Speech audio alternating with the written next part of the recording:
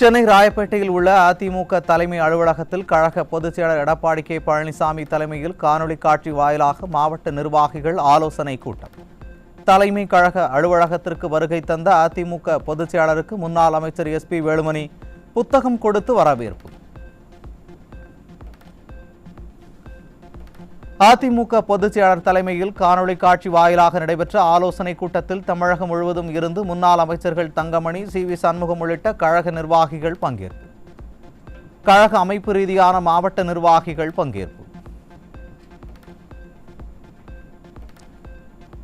விஞ்ஞான ரீதியில் ஊழல் செய்யும் திமுகவிற்கு எதிராக தலைமை கழக அலுவலகத்தில் இருந்து விஞ்ஞான ரீதியில் பிரச்சாரத்தை தொடங்கிய அதிமுக பொதுச் செயலர் எடப்பாடி கே பழனிசாமி தலைமையில் காணொலி காட்சி வாயிலாக நடைபெற்ற ஆலோசனை கூட்டத்தில் தமிழகம் முழுவதும் இருந்து நிர்வாகிகள் பங்கேற்பு.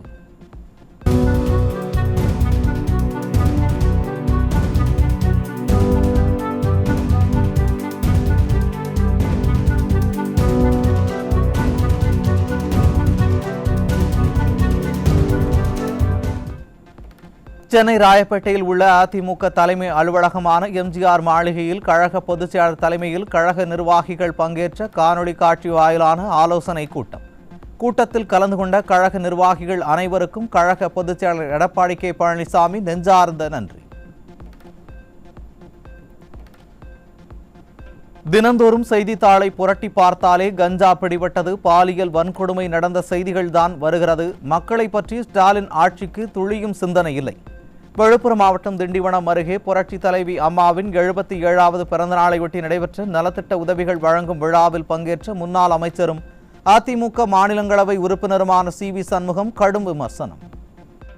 முழுக்க முழுக்க போதை மாநிலமா மாறி இருக்கிறது. அதனால என்ன ஆகுது? எங்க பார்த்தாலும் கொலை, கொள்ளை, கற்பழிப்பு, தினந்தோறும் கற்பழிப்பு, கூட்டுப்பாளையம். 5 பேர் சேர்ந்து கற்பழிக்கிறான், 8 பேர் சேர்ந்து கற்பழிக்கிறான். வீட்டில் இருக்கிற பெண்களுக்கும் பாதுகாப்பு இல்லை, ரோட்டில் நடந்து போற பெண்களுக்கும் பாதுகாப்பு இல்லை, வேலைக்கு செல்கிற பெண்களுக்கும் பாதுகாப்பு இல்லை, பள்ளிக்கு செல்கிற 2 வயசு குழந்தை, 3 வயசு குழந்தை, 8 வயசு குழந்தை பெண் மாணவிகளுக்கும் பாதுகாப்பு இல்லை. டெய்லி டிவி திறந்தா அதான் நடக்கும். பேப்பரை திறந்தா, டிவி திறந்தா இதை தவிர வேற இந்த செய்தி கிடையாது. ஒண்ணு கஞ்சா பிடிப்பட்டதுன்றான், இல்ல கற்பழிப்பு நடந்துன்றான். இதை தவிர வேற எதுவும் இல்லை. மக்களை பற்றி இந்த ஆட்சிக்கு துளியும் சிந்தனை இல்லை, அக்கறை இல்லை. தான் குடும்பம் மட்டும் நல்லா இருந்தா போதும். தான் மகன் துணை முதலமைச்சர், அடுத்து முதலமைச்சர் ஆகணும், அதுக்கப்புறம் பேர் ஆகணும். என்னடா மன்னராட்சி அது? நீங்க ஓட்டு போட்டு தேர்ந்தெடுக்கணும். தென்காசி மாவட்டம் வீரகேரளம்புதூர் அருகே 1ஆம் வகுப்பு மாணவிக்கு பாலியல் தொல்லை தந்த கல்லூரி மாணவர் சிக்கினார். விடிய ஆட்சியில் குழந்தைகளுக்கு கூட பாதுகாப்பு இல்லை என பெற்றோர்கள் வேதனை.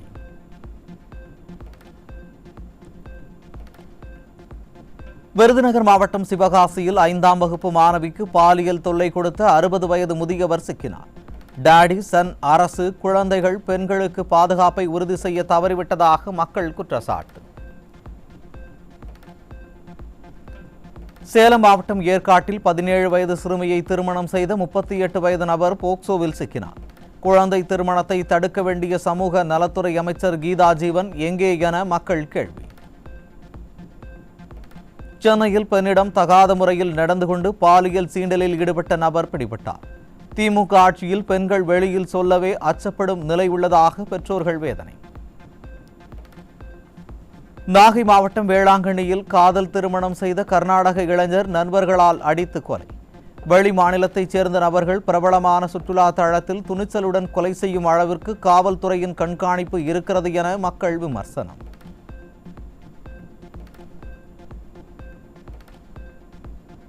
சென்னை அண்ணா சாலையில் மெத்தப்பட்டமையின் போதைப் பொருள் பிடிபட்டது.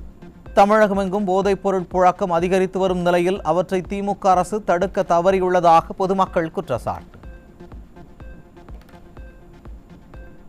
கடலூர் மாவட்டம் குறிஞ்சிப்பாடி அருகே சுமார் 10 கிலோ கஞ்சா சிக்கியது.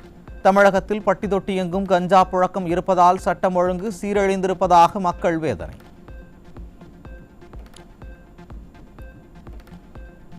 காஞ்சிபுரம் மாவட்டம் ஏனாத்தூர் அருகே கஞ்சா விற்பனையில் ஈடுபட்ட 2 இளைஞர்கள் சிக்கினர். ஸ்டாலின் ஆட்சியில் போதைக்கு அடிமையாகும் இளைஞர்கள் போதை வியாபாரிகளாக உருவெடுக்கும் அவலம்.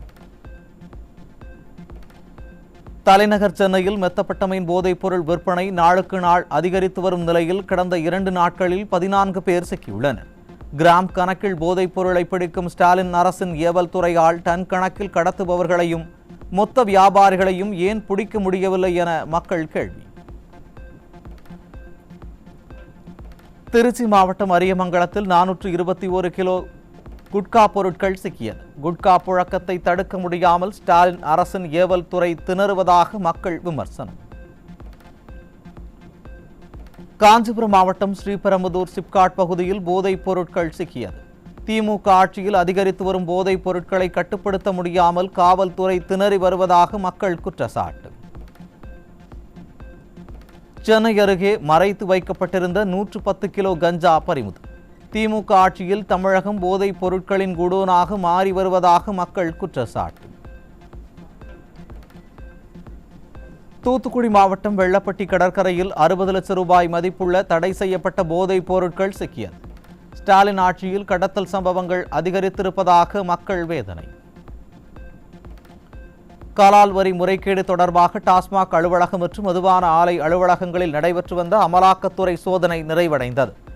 பல்வேறு ஆவணங்கள் மற்றும் ரொக்க பணம் கைப்பற்றப்பட்டிருப்பதாக தகவல் வெளியாகியுள்ளது.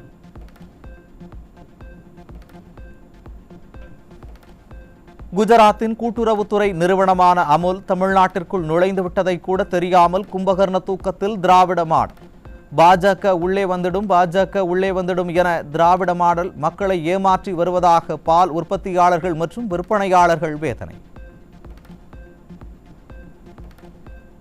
திண்டுக்கல் மாவட்டம் சமுத்திராப்பட்டி அருகே பாதி எரிந்த நிலையில் சாலையோர பள்ளத்தில் கிடந்த 60 வயது மதிக்கத்தக்க அடையாளம் தெரியாத ஆண் சடலம் மீட்பு. ஏற்கனவே இளம்பெண் ஒருவர் எரித்து கொல்லப்பட்ட நிலையில் போலீசார் விழிப்புடன் செயல்பட்டு ரோந்து பணிகளை மேற்கொள்ள வேண்டுமென பகுதி மக்கள் வலியுறுத்தல். தாம்பரம் மாநகராட்சி நிர்வாகம் பயனற்ற விளம்பர திட்டங்களை கைவிட்டு அடிப்படை வசதிகளை மேம்படுத்துவதில் கவனம் செலுத்த வேண்டுமென தாம்பரம் பகுதி மக்கள் கோரிக்கை. மாநகராட்சி சார்பில் 905 கோடி ரூபாய் பட்ஜெட் ஒதுக்கப்பட்ட போதிலும் மழைநீர் வடிகால் பிரச்சினை, குண்டும் கோழியுமான சாலைகள் பிரச்சினை, குடிநீர் பற்றாக்குறை, தெருநாய் மற்றும் கால்நடை தொல்லை, கழிவு மேலாண்மை போன்ற அடிப்படை தேவைகள் நிறைவேற்றப்படவில்லை என மக்கள் வேதனை. சென்னை மயிலாப்பூர் ராமகிருஷ்ண மடத்தில் இயங்கி வரும் பல் மருத்துவமனையில் நேற்று பெட்ரோல் குண்டு வீசப்பட்டதாகவும் அதனை காவல்துறை மறைக்க நினைப்பதாகவும் குற்றச்சாட்டு. ஸ்டாலின் அரசின் ஏவல் துறைக்கு குற்ற சம்பவங்களை தடுப்பது வேலையா அல்லது குற்றம் செய்யும் சார்களை காப்பாற்றுவது வேலையா என மக்கள் கேள்வி.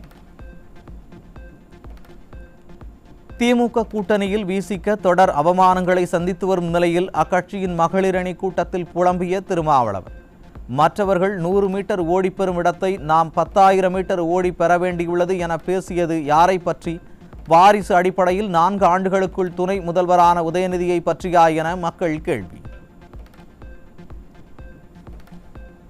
விருதுநகரில் கலால் உதவி ஆணையர் காரில் மதுபான கடைகள், தனியார் பார் உரிமையாளர்கள், மெத்தனால் விநியோகிக்கும் நிறுவனங்களிடம் இருந்து பெறப்பட்டதாக 3,75,000 ரூபாய் லஞ்ச பணம் சிக்கியது. ஸ்டாலின் ஆட்சியில் அதிகாரிகள் லஞ்சம் வாங்கிக் கொண்டு எதையும் நடவடிக்கை எடுக்காமல் இருப்பதாலேயே போதைப் புழக்கம் அதிகரித்திருப்பதாக மக்கள் விமர்சனம். திருவண்ணாமலை மாவட்டம் வந்தவாசி அருகே சுடுகாடு இல்லாததால் சடலத்துடன் தர்ணா போராட்டத்தில் ஈடுபட்ட மக்கள். திமுக ஆட்சியில் பழங்குடியின மக்கள் தொடர்ந்து வஞ்சிக்கப்பட்டு வருவதற்கு இந்த சம்பவமே சான்று. தருமபுரி மாவட்டம் நல்லம்பள்ளி அருகே ஆசிரியை வீட்டின் பூட்டை உடைத்து 100 சவரன் நகைகள் கொள். ஸ்டாலின் ஆட்சியில் வீட்டை பூட்டிவிட்டு நிம்மதியாக வெளியே செல்ல முடியாத சூழல் நிலவுவதாக மக்கள் வேதனை.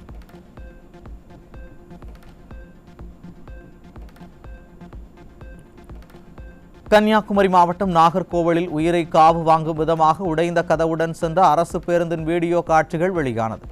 ஸ்டாலின் அரசு புதிய பேருந்துகளை வாங்காமல் ஓட்டை உடைசல் பேருந்துகளை இயக்கி வாய்ஜாலம் பேசியே 4 ஆண்டுகளை கடத்திவிட்டதாக மக்கள் விமர்சனம்.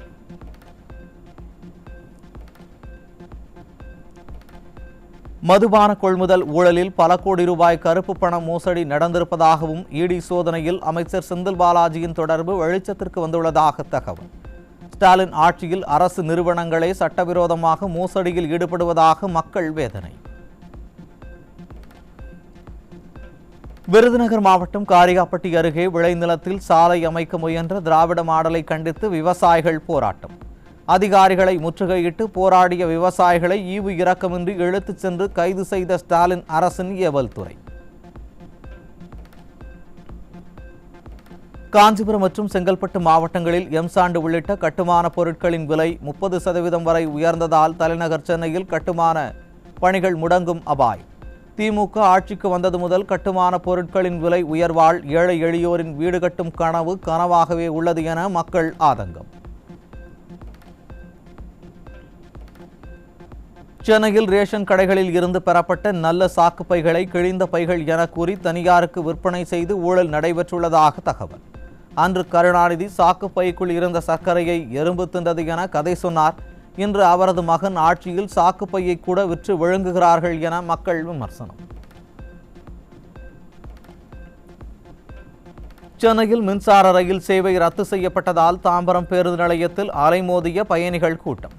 நிர்வாக திறனற்ற ஸ்டாலின் அரசின் போக்குவரத்து துறை உரிய பேருந்து வசதி செய்து தராததால் பொதுமக்கள் கடும் அவதி. புதுக்கோட்டை மாவட்டம் கரம்பக்குடி அரசு மருத்துவமனையில் போதிய மருத்துவர்கள் இல்லாததால் நோயாளிகள் கடும் அவதி. தலையில் பலத்த காயத்துடன் வந்த மூதாட்டி மருத்துவர் இல்லாததால் தஞ்சை அரசு மருத்துவக் கல்லூரி மருத்துவமனைக்கு அனுப்பி வைத்த அவலம். இங்கே முறையான டாக்டரும் இல்லை, முறையான ஒரு சிகிச்சையும் இல்லை. எந்த ஒரு சிகிச்சைக்கான ஒரு மிஷினரி எந்த ஒரு இதுவும் இல்லாமல் வர்ற பேஷண்ட்டெல்லாம் இங்கேருந்து தஞ்சாவூருக்கும் புதுக்கோட்டைக்கும் அனுப்பி விட்றாங்க. அதனால் இங்கே சரியானபடி ஒரு டாக்டர் வசதி இல்லாமல் இப்போ கூட சற்று முன் ஒரு 70 வயசு மதிக்கத்தக்க ஒரு அம்மா மண்டை கீழே விழுந்து மண்டை உடைஞ்சி பிளட்டு வெளியாகிட்டே இருக்குது. அவங்க அந்த பிளட்டை கட் பண்ணுறதுக்கு நிப்பாட்டுறதுக்கு முடியாமல் இங்கே உள்ள நர்ஸுங்க மட்டும் கடந்து போராடி பார்த்தாங்க. அவங்களால நிப்பாட்ட முடியல. திருச்சி சமயபுரம் மாரியம்மன் கோவிலில் சித்திரை தேரோட்டத்தை முன்னிட்டு பூச்சொரிதல் விழா வெகு விமர்சையாக தொடங்கியது. முதல் வார பூச்சொரிதல் விழாவில் ஆயிரக்கணக்கானோர் பங்கேற்று அம்மனுக்கு பூக்களை சாற்றினர்.